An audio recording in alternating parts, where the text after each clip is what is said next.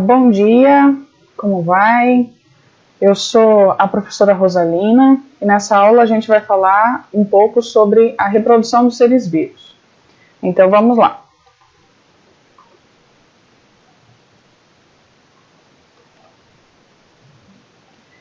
Bom, então todo ser vivo se reproduz, né? Isso a gente já sabe. Então a reprodução ela pode ser de forma assexuada, onde eu vou ter um indivíduo que vai formar dois novos indivíduos. Depois a gente vai falar um pouco mais sobre alguns tipos de reprodução assexuada. Mas no geral é isso. Eu vou ter um indivíduo que no final do processo vai formar dois novos indivíduos. E a reprodução ela também pode ser sexuada, onde eu vou ter dois indivíduos que vão gerar um novo indivíduo, né?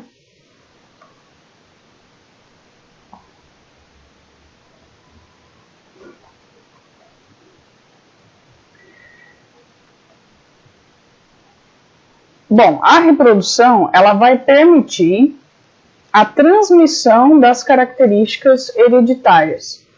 Então, transmite as características da espécie para os descendentes.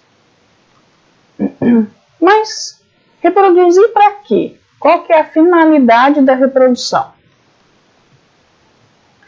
A reprodução ela vai permitir manter a espécie no ambiente. Se não houver reprodução, a espécie acaba se extinguindo e ela desaparece.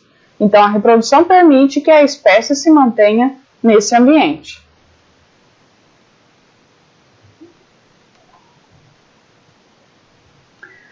Então, a gente vai falar um pouco sobre a reprodução assexuada primeiro. Quais são as características desse tipo de reprodução? Então, na reprodução assexuada, como eu falei anteriormente, você tem um indivíduo, não tem troca de material genético, porque é um indivíduo só, né? Em consequência disso, como não tem troca de material genético, eu tenho uma baixa variabilidade da espécie, né? Então, as características não mudam muito, né, de um organismo para o outro. E os seres que vão ser formados, eles vão ser geneticamente idênticos ao indivíduo que deu origem a ele. O que isso significa? Isso significa que eu vou ter a formação de clones, né? Clones são organismos idênticos àqueles que deram origem a ele. Bom, a reprodução assexuada, ela pode acontecer tanto em organismos unicelulares, né, bactérias, protozoários, como também em organismos pluricelulares, plantas, animais. A gente vai falar desses animais que realizam reprodução assexuada.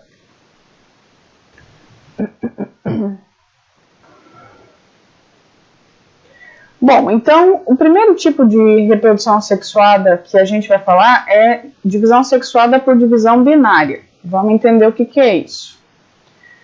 Então, a divisão binária, ela pode ser chamada também de cisciparidade ou bipartição. Então, vocês podem escutar esses três nomes: divisão binária, divisão por cisciparidade ou por bipartição, tá? Todas elas representam a mesma coisa. Então, na divisão binária, eu vou ter um organismo que vai duplicar o seu material genético. Então, ele duplica o seu material genético e ele vai dividir o seu citoplasma, vai fazer a citocinese, que a gente viu na divisão celular, né? Divide o citoplasma. E vai dar origem a dois indivíduos novos, que vão ser exatamente idênticos a esse que deu origem, porque tem uma duplicação do material genético. O material genético desse organismo de origem, ele fez uma cópia, né, e passou para essas duas células novas que são formadas. Isso aqui é um paramécio, é um protozoário, tá? Bom, mas parece que a gente já viu isso daí, né? Sim, pessoal, isso aqui é um processo de mitose, que a gente viu lá na divisão celular. Então, isso aqui nada mais é que uma mitose. Uma célula duplica o seu material genético, realiza a citocinese e dá origem a 2 células novas. É um processo de mitose. Então, na reprodução assexuada, a mitose vai ser muito utilizada para o processo de reprodução, principalmente em organismos unicelulares. Quando o organismo se divide, ele vai dar origem a 2 indivíduos novos, pelo processo de mitose.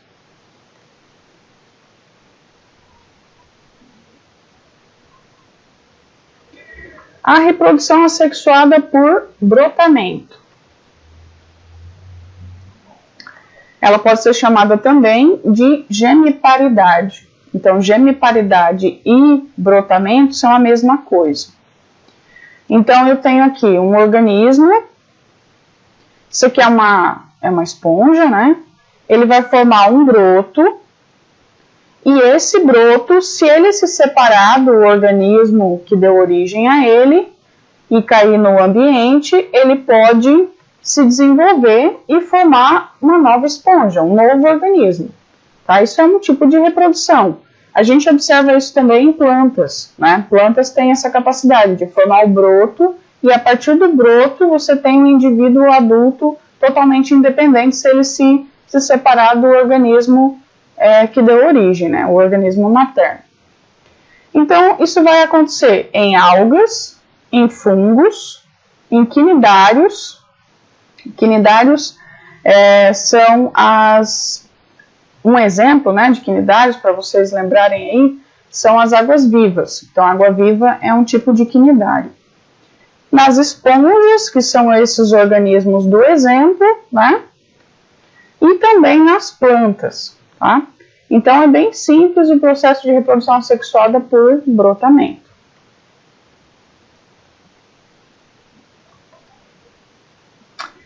A reprodução assexuada por fragmentação. Então, a fragmentação, ela nada mais é que uma forma de regeneração. Então, a regeneração do organismo. Só que veja bem, nem toda regeneração vai dar origem a um novo ser vivo, né? Então, nem toda regeneração vai ser considerada reprodução, porque às vezes o organismo ele regenera partes dele. Então, vocês sabem que, por exemplo, a lagartixa, ela pode soltar um pedaço da sua cauda para fugir de predadores ou fugir de possíveis ameaças. E depois, essa cauda ela vai se regenerar, ou seja, ali vai ter uma multiplicação celular e vai se formar uma nova cauda no lugar. Isso não é reprodução, isso é uma regeneração parcial, tá? No caso da reprodução, eu vou ter uma regeneração do organismo que vai ser total. Então, o organismo vai regenerar totalmente o seu corpo, né? A partir de um fragmento, de um pedaço. Então, isso vai acontecer em platelmintos, né? Então, aqui o exemplo, a planária. Então, a planária é um organismo extremamente interessante, porque se você fragmentar ele em vários pedaços, cada pedaço dele vai formar um organismo novo, tá? Então, cada pedaço dele, então aqui a parte de cima se torna um organismo, a parte do meio se torna outro e a parte aqui se torna outro. E no caso da planária, ela pode fazer isso de forma espontânea. Geralmente, na fragmentação, o organismo ele é fraturado por algum motivo, né, ele é fragmentado por algum motivo externo do ambiente, e aí ele se regenera em um organismo novo. No caso da planária, ela faz isso intencionalmente, ela pode se fragmentar de forma intencional. Então, liberar pedaços dela para formar organismos novos. Então, é um animal, assim, extremamente interessante, tá? Então, tá aqui um exemplo de animal que faz reprodução assexuada. Os anelídeos, que são, a gente tem como exemplo, vocês já devem saber disso, as minhocas, né? Se você partir uma minhoca em duas, não façam isso, coitado do animal, né? Mas se você partir a minhoca em duas, cada pedaço regenera um novo organismo. Os equinodermos, então aqui exemplo as estrelas do mar. Então, se a estrela do mar for fragmentada, cada fragmento tem a capacidade de regenerar um novo organismo. Então, ela forma um novo organismo a partir de fragmentos. Então, é um tipo de reprodução assexuada muito interessante.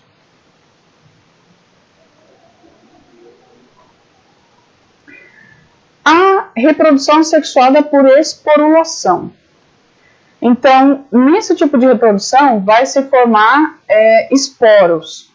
E os esporos são células especiais de reprodução, tá? Os esporos, eles são criados para fim reprodutivo, e os esporos, ele é uma célula M, então é uma célula com metade do material genético.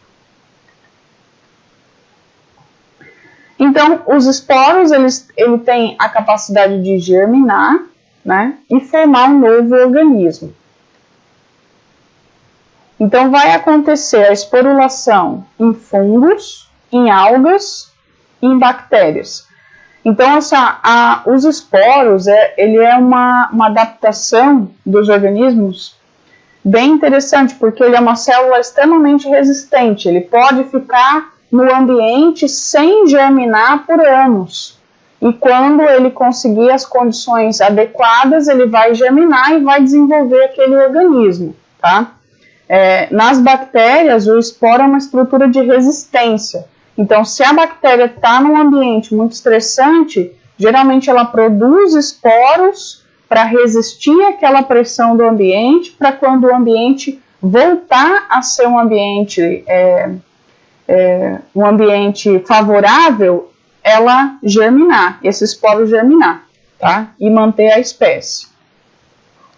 Bom, então aqui no fundo, né? Isso aqui é o bolor preto.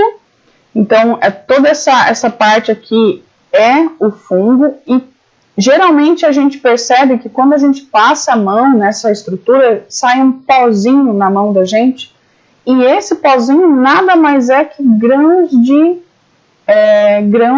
esporos. Então, cada grãozinho daquele é um esporo. E o esporo tem uma capacidade de ser levado pelo vento, assim, porque ele é muito leve, né? Ser levado pelo vento a quilômetros. Então, o fungo, a gente sabe que na casa da gente é uma praga, né? Para acabar com isso é terrível, por conta dos esporos, porque eles se espalham muito fácil. Então, aqui você tem a germinação. Quando o esporo cai no ambiente favorável, ele vai germinar, né? E ele começa a formar um organismo novo. Então, aqui aparecem as etapas do bolor em desenvolvimento, né? Essa parte preta é só a superfície ali, é só os esporos. O fungo mesmo está todo emaranhado no meio do pão ali. E aí vai ter a formação dos esporângios, que são essas estruturas produtoras de esporos, né? E os esporos, quando o esporângio se rompe, ele vai ser liberado. Vai ser liberado para o ambiente, aí cai no ambiente propício, germina e começa esse ciclo.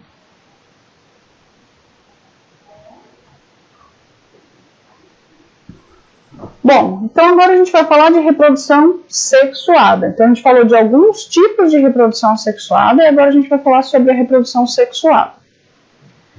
As características da reprodução sexuada.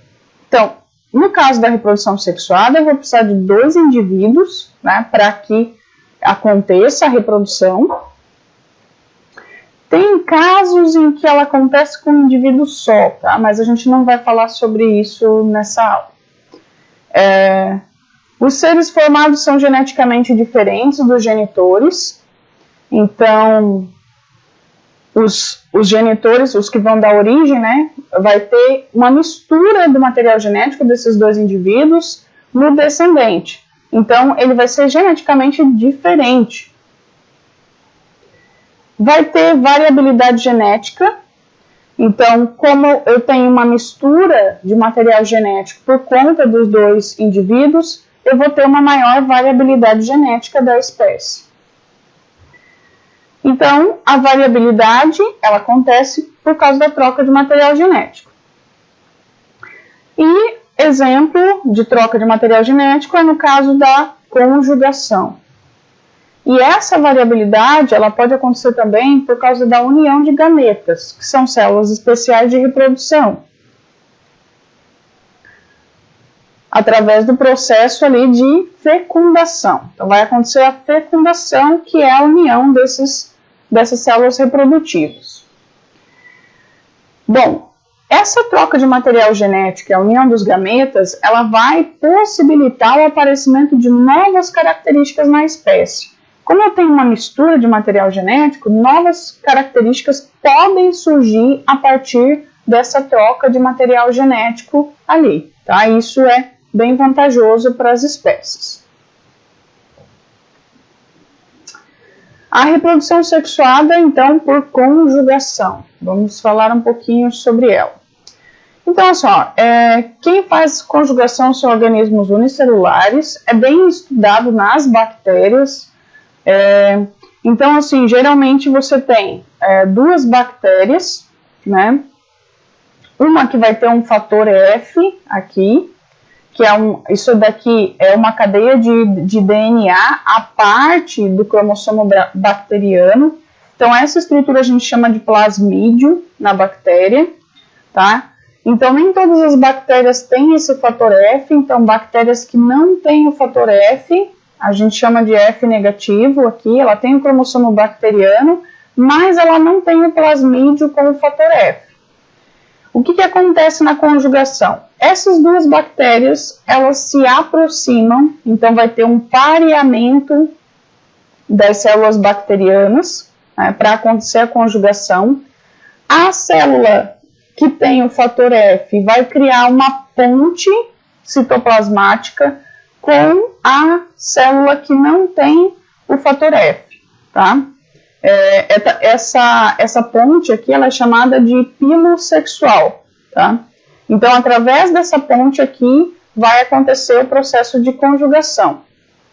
Então, o fator F ele vai se separar. Então, vocês lembram que o material genético ele é formado por duas fitas, né?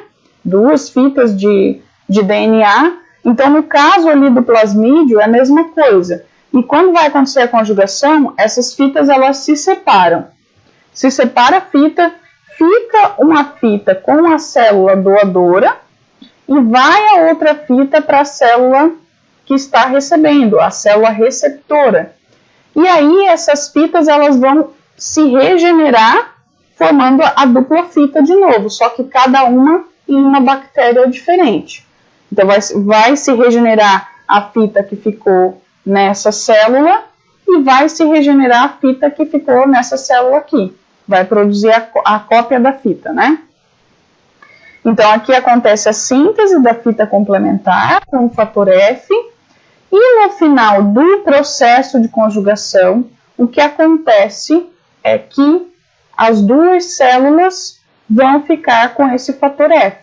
Tá? Então, acontece uma mudança no material genético dessa célula aqui, porque antes ela não tinha esse fator F, esse fragmento de DNA, e agora no final do processo ela tem. Só que é importante saber que até aqui não aconteceu reprodução. Então, você tem dois organismos que começaram o processo, e aqui no final são dois organismos, só que esse daqui ficou geneticamente modificado, ele se modificou geneticamente. Só que quando essa bactéria aqui sofrer a divisão binária para formar novas bactérias, esse fator F vai ser transmitido para as bactérias filhas. Então, as bactérias filhas vão herdar esse fragmento de DNA aqui. Essa daqui é uma forma dos organismos unicelulares, como as bactérias, por exemplo, que só fazem reprodução assexuada, de mudar o seu material genético. Então, é uma forma de mudança no material genético. Então, dessa forma, você tem uma troca de material genético. Então, ela entra como reprodução sexuada, porque tem troca de material genético ali entre as células de bactérias, tá?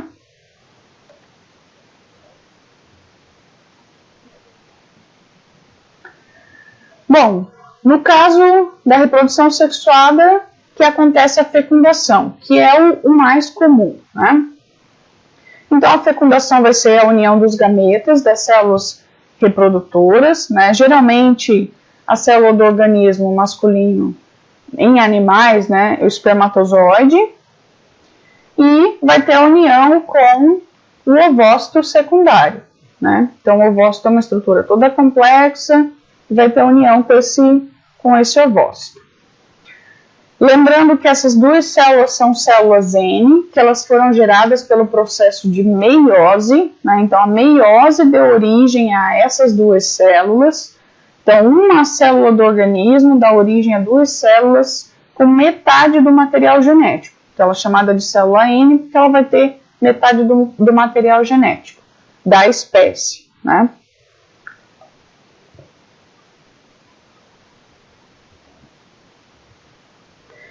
Bom, então eu tenho uma diferença aqui, eu tenho a fecundação cruzada e eu tenho a autofecundação. Vamos entender o que é isso daí. Então, na fecundação cruzada, eu vou ter a formação dos gametas, e esses gametas, eles vão vir de organismos diferentes, tá? Então, organismos diferentes vão formar o gameta feminino e o gameta masculino.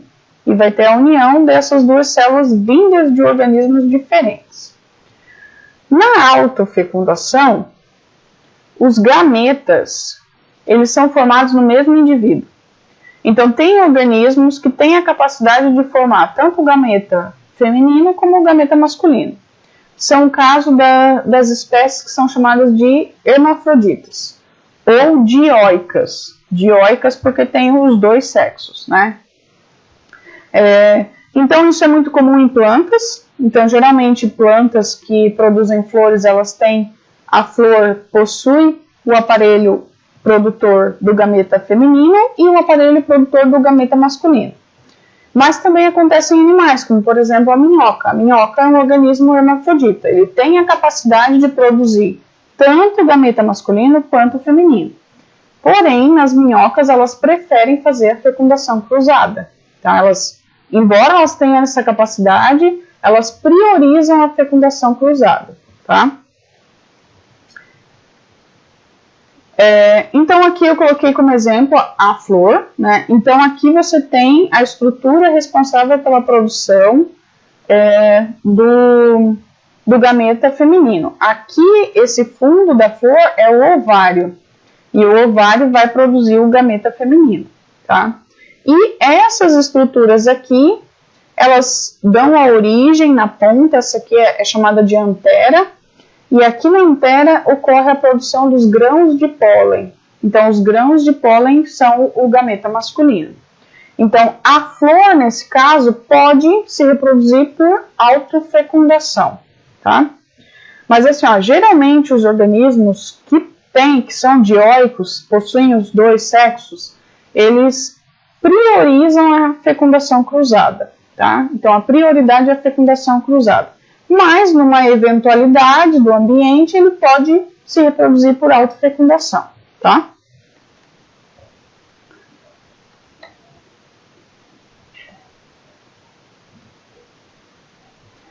Então, a fecundação, ela pode ser externa, né? Então, nesse caso, seria a fecundação cruzada. Então, quando eu tenho fecundação cruzada, ela pode ser de forma externa. Então, no caso da fecundação externa, os gametas eles vão ser depositados no ambiente. Então, fora do corpo do organismo, deposita-se no ambiente os gametas. E a união dos gametas ali vai acontecer no ambiente externo, né? Então, como a fecundação acontece no ambiente, ocorre a produção de um número muito grande de gametas, já que muitos gametas podem se perder. Então, essa fecundação externa, ela geralmente acontece dentro da água. Então, dentro da água pode ser levado por uma corrente, por alguma outra coisa, e então tem que ter um número muito grande de gametas a ser produzido e liberado para garantir que vai acontecer a fecundação, tá? Então, isso acontece em peixes, né? Em todos os peixes acontece, só não acontece em algumas espécies de tubarões, que a fecundação é interna também, mas no restante dos peixes a fecundação é externa. Então o macho libera, né, o espermatozoide, a fêmea libera o ovócito e acontece a união dessas duas células no ambiente. E aí fecunda e forma-se o ovo, que vai dar origem a um novo peixe. Também acontece em equinodermos, aqui é um exemplo do ouriço, tá? Então libera no ambiente, aqui mostrando o processo de fecundação, né? A união dos gametas e a formação da célula ovo, que vai dar origem a uma larva que vai desenvolver um novo ouriço, um novo organismo. Então a liberação acontece na água. E uma coisa bem interessante dos equinodermos, dos ouriços, é que os óvulos da fêmea, eles são rosa. E aí é muito legal de ver, porque quando ela libera esses óvulos no ambiente, você vê uma nuvem rosa, assim. Então, se um dia vocês estiverem lá mergulhando no meio de uma nuvem rosa, saibam que vocês estão no meio de gametas, tá? E aqui, ó, eu coloquei essa imagem aqui para dizer para vocês que, assim, ó, embora eu tenha o macho aqui sobre a fêmea e dá a sensação de que está acontecendo cópula, aqui não há cópula, tá? Então, também a fecundação de anfíbios, ela é externa, os dois liberam, né, os gametas na água e a fecundação vai acontecer na água. Por que o macho tem esse comportamento? Porque como ele vai estar muito próximo da liberação dos gametas aqui na água, como ele vai estar muito próximo, ele garante que boa parte desses óvulos vão ser fecundados pelos espermatozoides dele, tá? Então, essa daqui é uma forma de garantir que a fecundação vai acontecer e que vai ser fecundado pelos espermatozoides dele, tá? Então, por isso que tem esse comportamento, não porque tem cópula, não há cópula no caso dessa espécie. Bom, e quando a fecundação é interna, então o gameta masculino vai ser depositado no corpo da fêmea. E aí a fecundação acontece dentro do corpo da fêmea, tá? Então, a fecundação interna, ela garante, né, a maior probabilidade do encontro dos gametas. Então, como o espermatozoide vai ser depositado no corpo da fêmea, a chance de acontecer a fecundação ali é muito maior, tá? Então, no caso, vai acontecer cópula, na maioria das espécies, tá? Não são todas. E aí eu trouxe aqui para vocês uma coisa bem interessante, que é o comportamento dos escorpiões. Então, o escorpião, ele tem a fecundação interna, a fecundação vai acontecer no corpo da fêmea, porém, o macho deposita o seu espermatozoide no ambiente. Então, ele deposita esse espermatozoide numa estrutura mais resistente, né, revestido de quitina, se eu não me engano o nome é espermatóforo, e deposita no ambiente, numa região que ele acha adequada. Tem toda uma corte da fêmea. Quando a fêmea está muito arredia, ele massageia a parte de cima da fêmea para deixar ela mais tranquila. E aí ele segura a fêmea, né, pelos pedipalpos, que é aquela parte que tem as pinças do escorpião. Ele segura a fêmea por ali e ele começa um ritual de dança, de puxar a fêmea para lá e para cá, para fazer com que a estrutura reprodutiva da fêmea passe por cima daquela estrutura que ele depositou, o espermatozoide dele, o espermatóforo, né?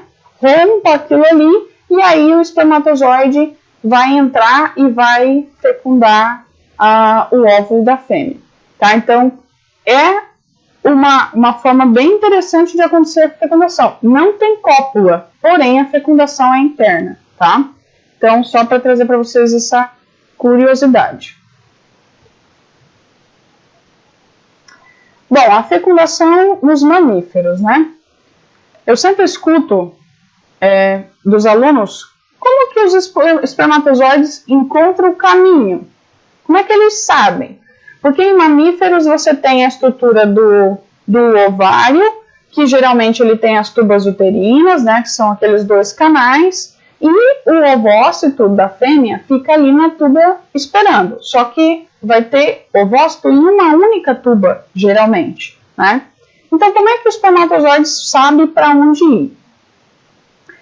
Então, tem estudos recentes que indicam que os ovócitos liberam substâncias que atraem os espermatozoides.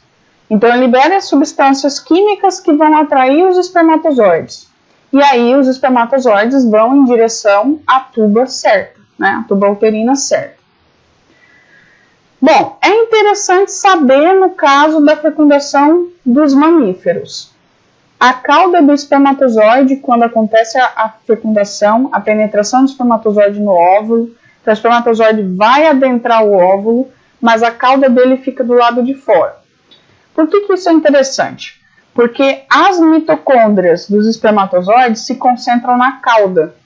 Porque a cauda do espermatozoide é a parte que vai necessitar de maior quantidade de energia, porque é ela que vai se movimentar para fazer o espermatozoide chegar até o ovócito. Então, a cauda é a estrutura que mais vai precisar de energia nesse momento. Então, as mitocôndrias dos espermatozoides se concentram na cauda. Como a cauda fica para fora, não existe mitocôndria nas células do organismo paternas. Só existe mitocôndrias maternas, tá? Então, a mitocôndria, como eu falei para vocês, ela é uma organela que tem material genético. Então, toda mitocôndria em mamífero, ela tem material genético materno, tá? Não tem mitocôndria com material genético paterno, porque as mitocôndrias dos espermatozoides ficam de fora junto com a cauda. Então, isso é uma coisa bem interessante sobre os espermatozoides. Sobre a fecundação, aliás. E só um espermatozoide penetra o óvulo, tá? Só um. Tem alunos que me perguntam, tem como entrar 2? Pode ser que tenha, mas nunca nasceu nenhum organismo com 2 resultantes da fecundação por 2 espermatozoides, tá? Então, não tem, entra um só. E por que não entra mais? Porque o ovócito ele tem toda uma estrutura de células que vocês viram ali na imagem anterior, em volta dele, né, em volta do ovócito em si, que é chamada de zona pelúcida. E essa zona pelúcida, assim que entra o espermatozoide, o ovócito produz uma substância que vai criar uma espécie de barreira nessa zona pelúcida. Então, uma espécie de barreira que vai impedir que outros espermatozoides entrem. Então, a partir do momento que entrou um espermatozoide, que o núcleo do ovócito percebeu que isso aconteceu, ele libera uma substância que faz com que se crie uma espécie de barreira em torno dele e impeça a entrada de mais espermatozoides ali. Então, não tem a fecundação com mais de um espermatozoide, é um só. Bom, vamos falar um pouco de vantagens e desvantagens dos tipos de reprodução, tá? Então, na reprodução sexuada, vantagem da reprodução sexuada é a variabilidade genética. Por que a variabilidade genética é tão importante? Porque se num ambiente acontecer uma determinada mudança, então, por exemplo, um ambiente que era muito quente, de repente ficou extremamente frio. Quais organismos que vão conseguir sobreviver? Aqueles organismos que vão ter características que possibilitem adaptação nesse ambiente. E essas características, elas vão surgir por causa da variabilidade genética. Então, você tem uma espécie, mas você tem organismos com várias características diferentes na mesma espécie. Então, a chance dessa espécie sobreviver num ambiente que se modifica, ela é muito maior do que uma espécie que não muda, tá? Então, a variabilidade, para questões evolutivas da espécie, ela é extremamente importante. Então, uma espécie que tem uma variabilidade maior, ela tem a maior capacidade de permanecer naquele ambiente, tá? Então, é uma vantagem da reprodução sexuada. No caso da reprodução assexuada, a vantagem: o gasto de energia. Então, o gasto de energia é bem menor no caso da reprodução assexuada, até porque, como é um organismo só o fato de não ter que buscar um parceiro já economiza bastante energia para a espécie. Então, você tem um gasto de energia bem menor para reprodução assexuada. E o crescimento populacional ele é muito rápido, né? Então, por exemplo, uma bactéria ela tem a capacidade de se reproduzir a cada 15, 20 minutos. Tá? Então, é muito rápido a reprodução de um organismo de forma assexuada. Então, o crescimento populacional pode ser muito rápido. A desvantagem da reprodução sexuada: o gasto de energia. Você tem um gasto de energia para a produção de células reprodutivas, né, os gametas, e também para a busca de parceiro. Então, toda espécie que envolve cópula vai ter todo um ritual de acasalamento. Então, aquilo gasta bastante energia para a espécie. E o crescimento populacional é lento, ele é devagar. Então, a espécie cresce de forma bem mais lenta do que no caso da reprodução assexuada. Qual que é a desvantagem da reprodução assexuada? Tem a formação de clone. Então, os organismos são todos idênticos. Dificilmente vai ter uma variação de características, só quando acontece alguma mutação. Pode acontecer mutação? Pode, mas ela é bem mais difícil de acontecer. E no caso aqui da reprodução assexuada, como você tem a mistura de dois materiais genéticos, o processo de mutação também é bem maior. E a mutação leva à formação de novas características. Então, ela acaba sendo uma vantagem. E no caso da formação da assexuada, essa mutação ela é bem difícil de acontecer. Então, você tem organismos que são clones, que são idênticos. Se acontece uma mudança no ambiente, acabou, né? A espécie pode ser extinta ali por causa de uma alteração no ambiente, tá? Então, isso é uma baita desvantagem. Só que, se o organismo estiver inserido num ambiente que é tranquilo, que não tem variação, que não tem muita variação, a reprodução assexuada acaba sendo super vantajosa, né? Só que se ele estiver num ambiente que se altera, a espécie pode ser extinta porque não tem variabilidade genética na reprodução assexuada. Bom, nessa aula era isso. Espero que vocês aproveitem o conteúdo, né? Até uma próxima. E tchau, tchau para vocês. Até mais.